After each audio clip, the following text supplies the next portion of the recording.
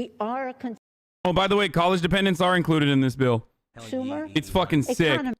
It's actually, dude, this is some real good shit, dude. This is some real good shit. This is what we got to do, boys.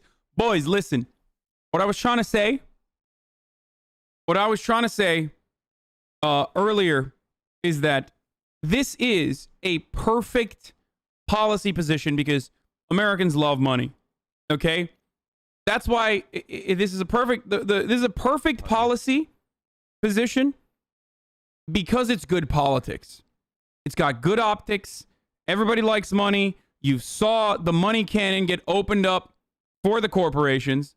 All of a sudden, you expect more. It's kind of like how tax cuts are good politics. Unfortunately, it's a horrible policy, but it's politics that really is effective in America. Why is it effective in America? Because tax cuts are immediate. Even if you're making fucking nothing, even if you're making like 12 grand a year, and it won't include you at all. Okay, even if you're below the poverty level, so it doesn't even fucking matter. Most people just assume like, oh well, I'm gonna get more money in return. For a lot of people, even if their savings even if their benefits from a tax cut is going to be like marginal, is going to be like $100 at the end of the year, that's still $100 in their pocket. They don't think about the long-term consequences of tax cuts. And the money, giving money to people is exactly the same. It's like, yeah, I want money. Yeah, fuck you. Yeah, give me the money right now. Give me the money. I need it. Fuck you. Do you understand? Which is why it's great politics for the Democrats to agitate on and to advocate for. Having said that, though, I am going to run this Nancy Pelosi video, but before I do that, it's top of the hour every hour. It's a 60-second ad break. I need to do some stuff here as well. I might put the heart rate monitor on actually, and get a coffee while I go run this ad. If you want to avoid the ads though, because we do have an ad at the top of every hour, you can subscribe. You can do it for $5, or you can subscribe for free with an Amazon Prime account that you or your family members or someone else has. Connecting that Amazon Prime to your Twitch account will offer you one free Twitch subscription a month. Here it is. Here's the ad. Putting money into the hands of the American people is a boost to our economy. Not much. This isn't a big stimulus package. The COVID bill is a emergency supplemental, but this piece will make it something very important to sustaining our economy. And I thank you, Mr. Chairman, for the work that your committee did. Brandon, thank him, and the others for putting in the dependent clause that people are if otherwise you had 16 years and under would get the direct payment. But I mean, as a mother of 5 and grandmother of 9, I know that children are dependent after 16 years of old, especially if they're still in school. And there are others who are dependent because of, for one thing and another, some physical challenges that they may have in life. Who knows what goes on in a family? But nonetheless, if they are dependent, they will be receiving the direct payment. Another important boost for America's working families, another important boost for our economy as we go forward. So let me again thank the chairman for his work. It's a simple vote. We put more money. Our goals have been crush the virus, honor our heroes who help us crush the virus, and put money in the pockets of the American people. Today, we would be doing that right now. Legislation will be a lifeline for millions of Americans. It improves on the previously passed relief bill by including dependents, ensuring that families with children in colleges, adults living with disabilities, or elderly family members can also receive relief. Republicans have a choice. Vote for this legislation or vote to deny the American people the bigger paychecks they need.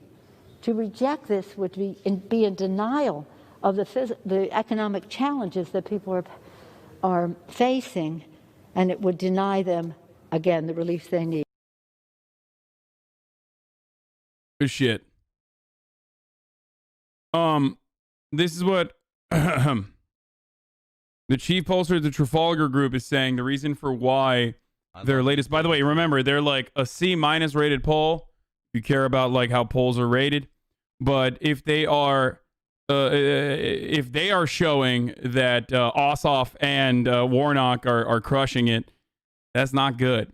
Now, the reason why they believe this is happening in Georgia is because apparently the GOP senator is not immediately backing Donald Trump's call to raise the payments from $600 to $2K the day before Christmas Eve isn't something swing voters like very much, turns out.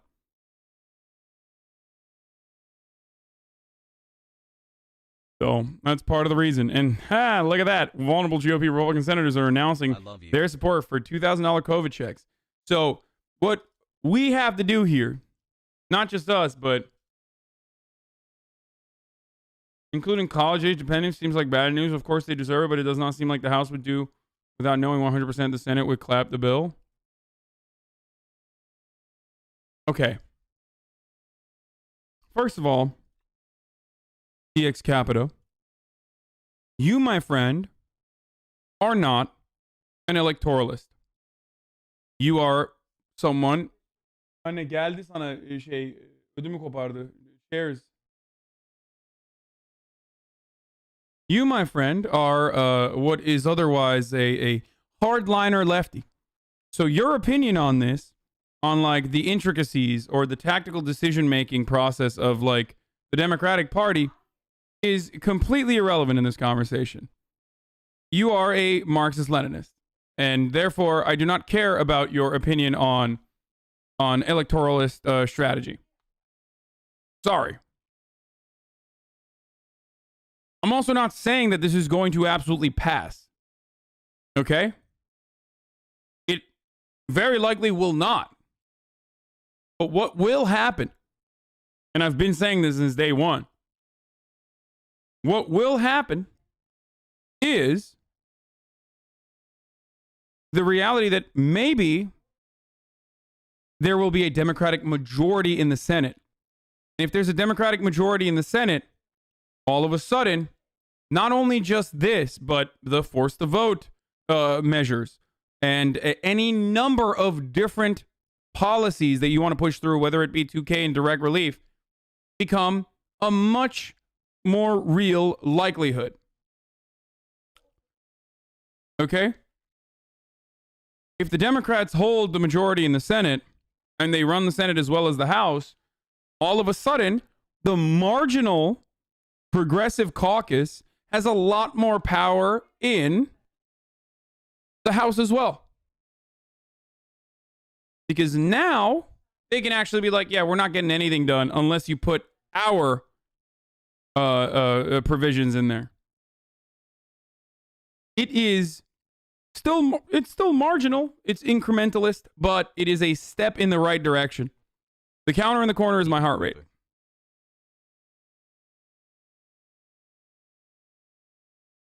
So if we win in Georgia, then can we get progressive policies on Medicare for all passed despite the fucking course in the White House? No. Look, I'm not gonna lie to you. I'm not gonna tell you that like, oh, Democrats win majority in the Senate and House and magically you pass Medicare for all. No, that's not fucking happening. That's not happening. I'm sorry, but you will actually get closer to setting the groundwork for having that happen. We won't stop fighting for it.